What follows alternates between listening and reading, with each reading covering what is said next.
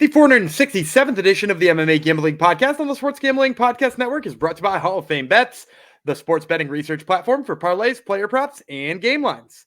Download the Hall of Fame Bets app or visit hofbets.com and use promo code SGPN to get 50% off your first month and start making smarter bets today.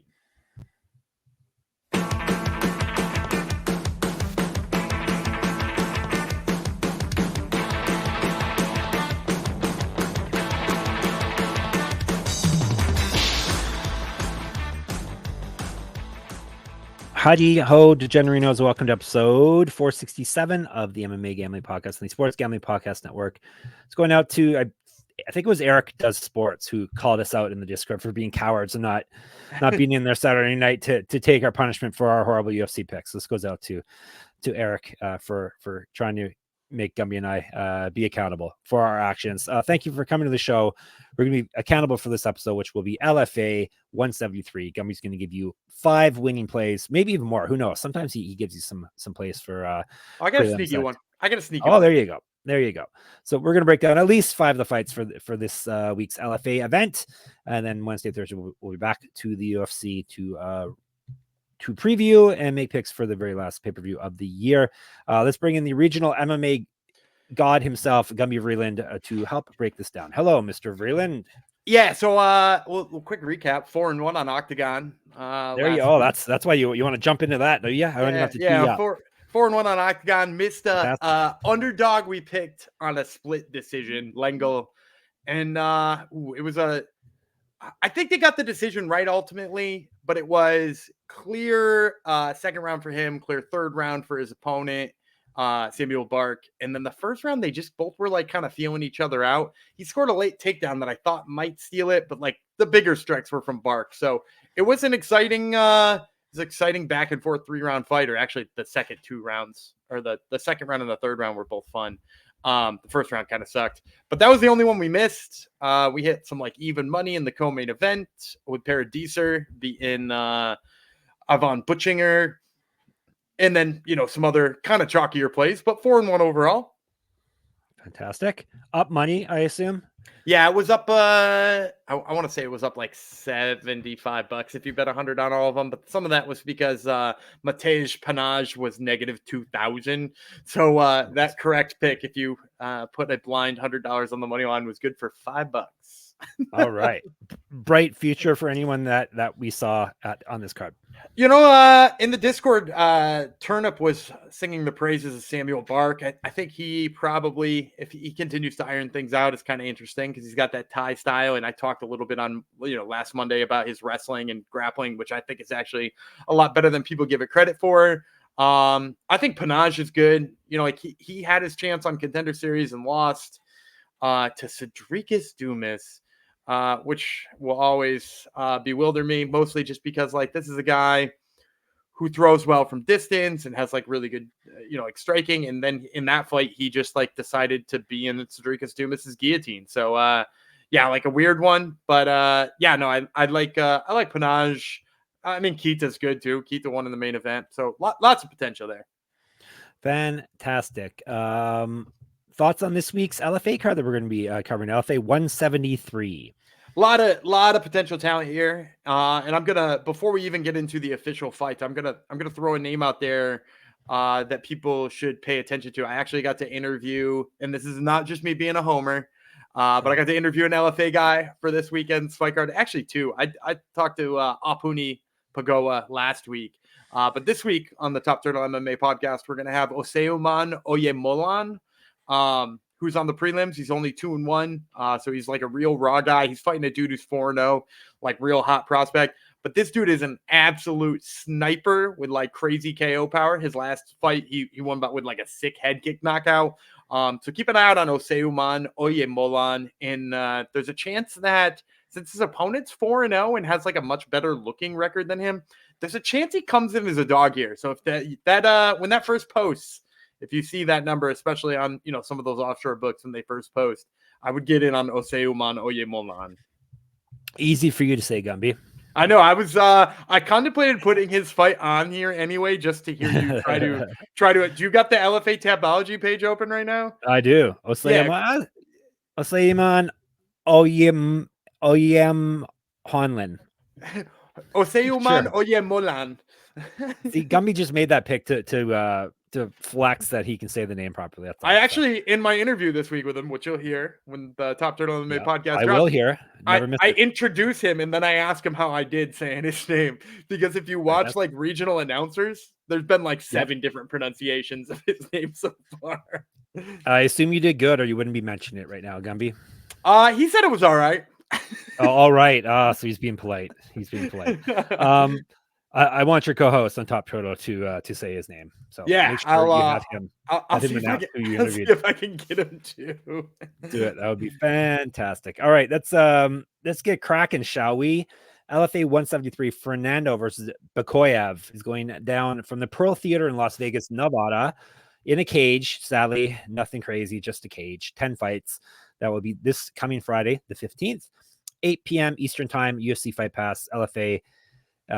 Still the top dog in terms of regional MMA, correct? Or I guess there's probably something. It depends what you consider regional. Is it better than Cage Warriors, you think, at this point, or not? I think it's better. I actually am starting to lean towards Octagon being better than Cage Warriors in terms of like actual production and like kick-ass fights too. Like their fights are really exciting and they're usually like a little bit more experienced. I think I said it on Monday's show is that like Cage Warriors is sort of like just a straight prospect league.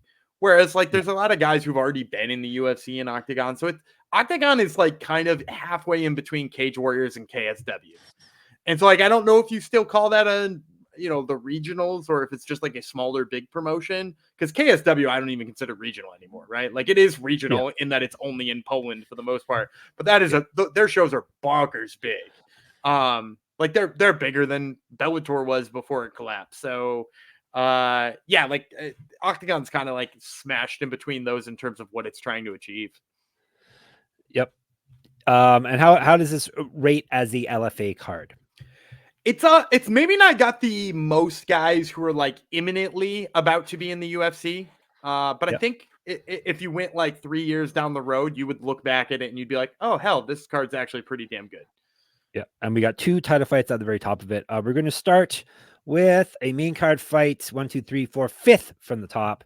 Flyweight fight, Jordan Harris from the USA versus Aupuni Pagaoa from the United States as well. I'm guessing probably the Hawaiian area. Am I correct? He is Hawaiian, correct. There you go. All right. Pagaoa, nicknamed Puni, 4-1 with 3 knockouts. Never been finished in a fight. All of his fights have taken place in LFA, so that's impressive. He's fought at a high level.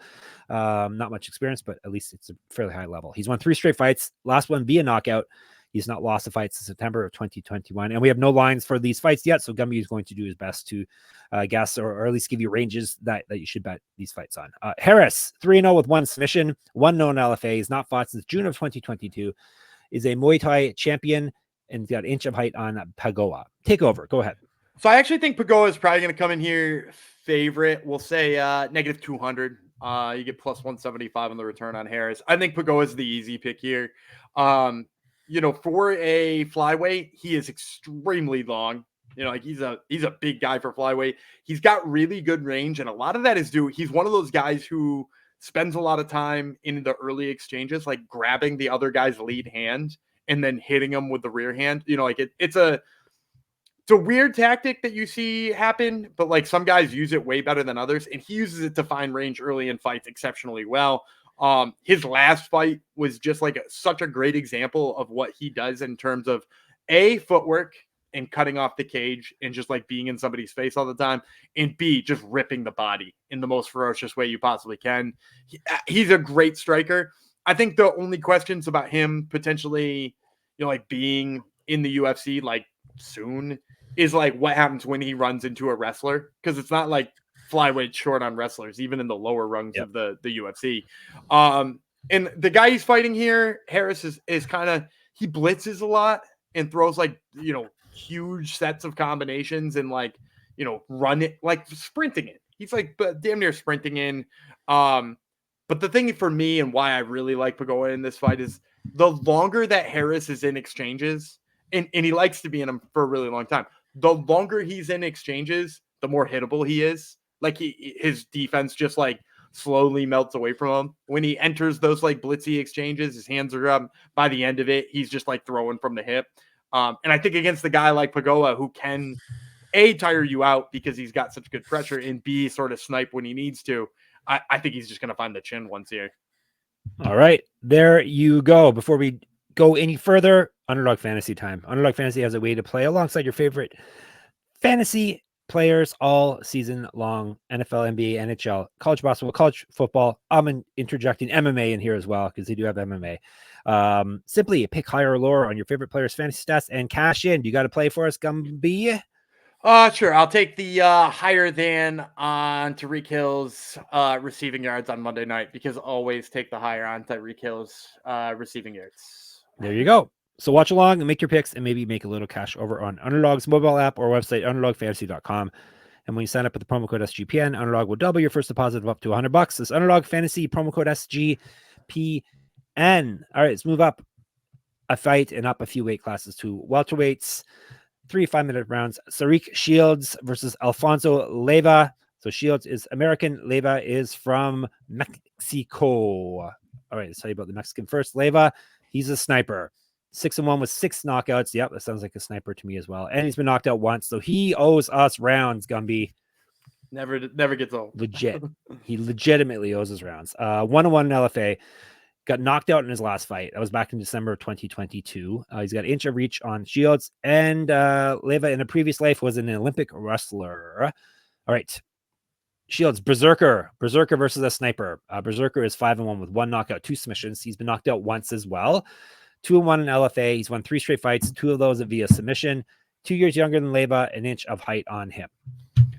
I think Leyva's going to come in here as the favorite, especially because he was in a title fight in his last fight. And he looked pretty good in that fight up until he didn't. And with the exception of maybe like one ball kick too. He got kicked in the balls pretty hard in that fight. Was it Chris? I think he fought Chris Brown. And Sarek Shields probably going to post, I'm guessing, we'll say this one's lined exactly the same as Pagaoa and Harris. -200 on Leyva, +175 on Shields. And I actually think this is a really good underdog spot for Sarek Shields. I know we're talking about Leyva having a wrestling background, but I haven't really seen it since he's been in the UFC or since he's been in LFA. He's doing a lot of striking. He's doing a lot of backing up, which makes it not really easy. You know, like nickname the sniper, right? And like the reason that nickname is there is because now he's just backing up, waiting for somebody to make a mistake, and he tries to snipe him. Sarek Shields is going to accept that he walks backwards, because Sarek Shields, go back and watch his last fight. He literally sprints across the cage when they say let's fight, right into a double leg takedown, picks the dude up over his head and slams him on the ground. This dude, I mean, his nickname is Berserker for a reason. He just goes nuts. And it's always with this like exhausting level of wrestling. And it seems like he's got cardio for days. You know, he's like a little Merab, or well, not a little, he's a bigger version. He's like a bigger version of Merab Dvalishvili, like a welterweight Merab Dvalishvili. I actually think he's got really great UFC potential. And I think Leyva is going to have trouble with his wrestling here. Even though Leyva might have some wrestling chops in his past, I think he's going to have problems with the wrestling of Sarek Shields. So if he does post as a dog here, I think Sarek Shields is a smart play. All right. What's your range for him? I mean, I think plus money at all is a good one for him, Okay. because I actually, this isn't just me saying I like the line or anything like that. Like I genuinely think he's going to win the fight. I wouldn't want to go, you know, like nuts on him at like -160 or something like that. You know, like if he's barely a favorite or to pick him, I might still dabble there. But like, I actually think he's going to be an underdog, being that Leyva is coming from a title fight. All righty. Where are we moving to now? Where's this train headed to now, Gumby? Choo choo. Lightweight. We're going to down a weight class to lightweight. Aireon, Tavarres, USA, Mitch, Ramirez, USA. We have spoken about Ramirez before because he has the nickname, the Fight Stalker, a improper nickname, but a smart one nonetheless. All right. Ramirez is 7-1, 4 knockouts, 2 submissions. He's been knocked out once. He owes us some rounds too, I reckon. 1-0 in LFA, 0-1 on Contender Series. He lost his last fight via knockout and used to fight up at welterweight. Tavarres, the hyphy kid. Do you know what hyphy means, Gumby? No, but I did Google it because I knew you were going to ask me. And Yep. None of the words that defined it made any sense to me either. So Crunk. It also means crunk. That doesn't help you. Hyphy equals crunk. That doesn't help. No, there was a whole Yeah, bunch of it means hyper, kind of like what it sounds like. So Okay. my There were son a whole didn't know bunch either. So there was a whole bunch of buzzwords that were next to it, and I was like, I don't know what any of those mean. yeah, my 13-year-old said it must be an old expression because he doesn't know it either. So it probably is old by the time it gets to our ear. So anyway, the hyphy kid would be Tavarres. He's 5-0, 3 knockouts, 1 submission. This is his LFA debut. He's fight at welterweight and light heavyweight, 2 inches of height over Ramirez. Get hyphy with it. So hyphy is going to be, I think, a massive underdog here. We're going to say negative 500 Mitch Ramirez, plus 400 on the return for Tavarres. I would say if he's not a massive underdog here, bet the hell out of Ramirez. Like Ramirez ought to be, he ought to be a favorite like Mateusz Panaj was last week at Octagon, negative 2,000. Because Mitch Ramirez is a guy I was actually pretty big on going into Contender Series, and he just happened to fight who I believe is the best guy to come off of the last season of the Contender Series. I don't know if you remember, he fought Carlos Praches. Yeah, and Carlos Praches, Fighting Nerds? He's a Fighting Nerds guy. Yeah, Fighting Nerds guy, ridiculously long, crazy knockout power. And Ramirez is like, he's really good at backing people down, but he's just not going to beat a dude who's like a sniper like Carlos Praches. I think Mitch Ramirez is ready for the UFC. There were guys on that show who got contracts who were far worse than Mitch Ramirez. He just ran into a buzzsaw. And Ariane Tavarres, I was not familiar with. So I went back and I watched one of his fights, and he comes out. You see the stance and you're like, okay, this guy looks like maybe he's got some like karate or Muay Thai background. His stance looks very nice. His hands are high. And then he starts throwing the weirdest looking arm punches you have ever seen in your whole life. And I was just like, the stance is really nice. Like, and I can't stress this enough. And he was like bouncing in his stance. And I was like, I bet you this guy's closed his distance well. And then he looked like he was trying to strike you with like the fat underneath his arm, like he's trying to hit you with this right here. I was really like, what the hell is going on? And then the weirdest part of the fight I was watching is the guy who he was throwing these punches on didn't seem to understand what was happening either. And he just kept backing up scared. And then eventually ate one of them in like the wildest fashion and got knocked out. So like this guy's got a bunch of KOs on his record. I'm pretty sure it's been fighting like bums on the regional scene. And I really do think like Mitch Ramirez is just going to be way too technical. Going to pick this dude apart and just knock him out any way he wants to. Doesn't matter how hyphy he's going to get. He's going to get knocked out. So there you go. Maybe does hyphy mean spazzy? Is that what it means? Yeah, because his style is pretty hyphy. Yeah, well, there you go. His style is pretty hyphy. There's a title for us, ladies and gentlemen. His style. Gumby comes through again with a good title for us. I got you. Pretty hyphy. All right, let's go to the co-main event, shall we? It is for the LFA Interim Strawweight Championship. So you know what my next question is going to be. Gumby. Oh yeah, it was Rose Conceição. I can't remember how to say her name. She's a Brazilian girl who won the vacant belt last time out. I think she has some sort of knee injury and she's not able to fight and defend. So like I think they wanted to give both of these two women a chance to win it. All right, there you go. Okay, we got Natasha Kuziutina. Kuziutina, yeah. We've talked about her before. You don't remember? Have we? No, of course not. She's from Russia versus Giovanna Canuto from Brazil. Have we spoke about her as well? We have not. We talked about Kuziutina in her second fight in her pro career. She fought for Invicta. Against a pretty hot prospect and got her shit beat. And we haven't come across any fights where I've missed that it's a rematch yet, right? No rematches this time. Fantastic. LFA is pretty good about not booking rematches. They know that's dumb. Well, once someone wins, the UFC usually grabs them. So that's kind of the way it goes. All right, we'll tell you about Canuto first. GG is the nickname. 4-0 with 3 submissions. All those fights have taken place in LFA.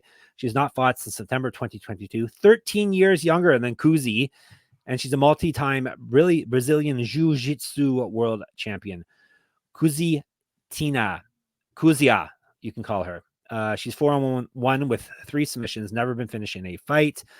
This is her LFA debut. She won 3 straight fights, 2 of them via submission, 0-1 in Invicta, inch height, inch reach over Canuto, and she was a bronze medalist in judo in the Olympics. So we got BJJ versus judo here. How do you break this one down? So I think it's going to be a pick 'em because, as you mentioned, Kuziutina comes from a really nice judo background. She clearly got the takedowns and stuff. Canuto, multiple time jiu-jitsu world champion, but she is really young, which I think is why this line will probably come in as a pick 'em. Is because Kuziutina is a little bit of experience level, obviously like a little bit more well traveled than Canuto, but I'm gonna go Canuto here. I think Kuziutina does have good takedowns, but we also saw her neutralized against another jiu-jitsu fighter before in the past. She fought Fatima Klein, who is now the CFFC strawweight champion, and could not be on a clearer trajectory to be in the UFC if we tried to put her on one. She strikes me as somebody who the UFC will just sign in the early parts of 2024. They will not need her in short notice. They will not need her on Contender Series. She's just going to the UFC, so buckle up for that. But still, Kuziutina fought her and just had nothing for her in the wrestling side of the game. Nothing at all, and certainly nothing in the submission side of the game either. Kuziutina is best when she's wrestling because actually her striking is kind of terrible. Her hands are a little bit on the slow side. She clearly doesn't look comfortable throwing hands. But when she gets to the ground, she's got really good position on the top. Her arm bars are really good. Only thing I will say about her grappling game is it's a little risky. Sometimes she passes when she doesn't have good pressure and she gets elevated or loses a position, or she falls off back mount a lot. And sometimes that's just because she's looking for the armbar anyway. But against higher level grapplers like Canuto, that's not a good thing because she's just not going to get that armbar. And the thing I like about Canuto, in addition to really loving her grappling game, because her grappling game's sick, sweet double leg. She chains her wrestling together. She's clearly learned how to put all of that together. Her positioning in jiu-jitsu is awesome. But in addition to all that, she's really developed her hands in the last couple of fights. She's got nice 3-punch combinations. Her head moves as she's coming in to land those combinations. She masks them like they are her takedown. So she almost fakes the duck down into the takedown and then she throws a combination. And her head moves all the time. So Canuto to me is, even at 21 years old, just a much more complete fighter than Kuziutina. And the fact that she's better positioning wise too, right? Because sometimes when you get these grappling matches, you get somebody who is just as good as the other one, but maybe takes too many dumb risks and winds up on the bottom all the time. I think Canuto, being the smarter positional fighter here, is what's going to carry her to a victory. So I would say, I kind of expect this fight to be a pick 'em. I'd be fine with Canuto all the way up to $150, $160. It starts getting close to $2. I would say start to think about her in parlays. Any more than that, I just probably call this a pass fight. All righty, there you go. Before we get to the main event, I would be remiss if I didn't tell you about Hall of Fame Bets. Win bigger by betting smarter this NFL season with Hall of Fame Bets, the sports betting analytics platform for parlays, player props, and game lines. Research every NFL, NBA, and soccer bet with historical stats and data. Enter any parlay idea into Hall of Fame Bet's revolutionary parlay optimizer tool to get hit rates broken down by leg, as well as an expected probability for the entire parlay. Sort all players by hit rate for any bet to learn which players are hot and which picks have value. Stop betting in the dark and join over 30,000 users researching with Hall of Fame Bets to craft more intelligent, data-driven parlays. Download the Hall of Fame Bets app or visit itchofbets.com and use code SGPN to get 50% off your first month today. Start researching, start winning with Hall of Fame Bets. All right, main event time. Any other title on the line here? I don't think it's vacant or interim or anything. No, it's the LFA middleweight championship. Azamat Bekoev versus Lucas Fernando. 5-minute rounds, 185 pounds. Tell you about both these guys technically are the champions. So I will tell you about, how about the interim champion? Fernando didn't get stripped, right? As far as I know. No, I don't believe so. No. Okay. We got interim champ first, which we'll tell you about. Bekoev. King Pin is the nickname. 16-3, 5 knockouts, 8 submissions. He's been submitted 1 time. 2-0 in LFA and the interim champion of this weight class. He's won 4 straight fights in 5 of his last 6. He's not lost a fight since September of 2021. Fernando, 9-2, 5 knockouts, 2 submissions. He's never been finished in a fight.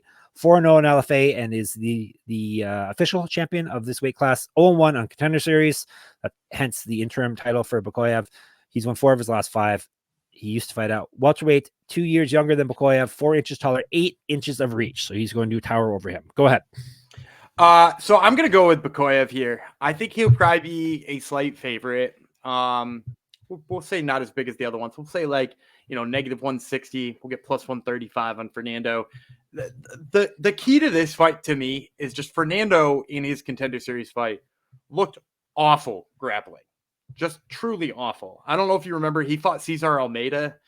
Cesar Almeida, the kickboxer, the 39-year-old middleweight kickboxer, with a 3, I think he was 3-0, got his chance on Contender Series. And what did he do? He weirdly out-wrestled Lucas Fernando in every corner of that cage. And like, if you're getting out-grappled by a 38-year-old kickboxer, and I know he's looked better in LFA than he did on Contender Series, but if that's the type of guy who's out-grappling you, I think Bekoev is going to out-grapple him pretty easily. And that's not to say that Fernando's not probably a touch better on the feet. That's actually why I think the odds will stay pretty close in this one. I just can't imagine Fernando tagging him enough that like Bekoev doesn't get the chance to shoot in. And Fernando, he sort of looked listless when he wound up on his back in that fight. Is like he didn't look like he had an idea on how to get up. He didn't look like he wanted to get up. He didn't know how to cage walk. And it was against the guy who's not as good on the mat as Bekoev is. So I think while you can really like Fernando and you can say like the things he does are really great, this is just a terrible matchup for him. Bekoev is just one of those guys who is going to be trouble for Fernando, especially if he doesn't sort of maintain his distance. So give me Bekoev here. I think is probably a slight favorite. All right, there you go. Let's recap the picks and get out of your ear holes for at least a day. Bekoev, Canuto, Ramirez, Shields, and Harris. The only two. Nope, not Harris. Pagaoa. Oh, I'm sorry, Pagaoa. The only pick you differ on is the Shields pick from Tabology. They're picking all the same fighters as you are. Well, and that's why I thought Shields would probably be an underdog too. So that makes sense. Yeah. I think people are going to be in Leyva off of the title fight. So there you go. Hopefully you enjoyed the Hyphy episode that we put into your ears. We'll be back on Wednesday. We've got UFC pay-per-view. UFC 296. We'll do the prelims Wednesday, the main card on Thursday, along with our fancy picks. In the meantime, we shall be in the Discord, sportsgamblingpodcast.com/Discord, Twitter, SGPN MMA, at Gumby Vreeland, at Jeff Fox Writer. That's what I am on Instagram as well. Get in my Substack, subscribe, enter my Pick'em contest for free for the UFC. That's moneymma.substack.com. Listen to Gummy's Top Turtle MMA podcast every week in your ears. I'm not on it, so it shall be a good listen. Who is on it this week? Do we know who's on it this week? Yeah, the aforementioned Oseuman Oyemolan from this LFA 173 card. And then I'm also talking to Dustin Jacoby as he's getting ready to fight Alonzo Menafield this weekend. There you go. So listen to that, and then all good things in sports gambling spheres at sportsgamblingpodcast.com and sportsgamblingpodcast.com/Patreon. Gumby, get us out of here. All right, I'm Data Gumby Freeland. He's the Hyphy Kid, Jeff Fox, and we will see you on Wednesday.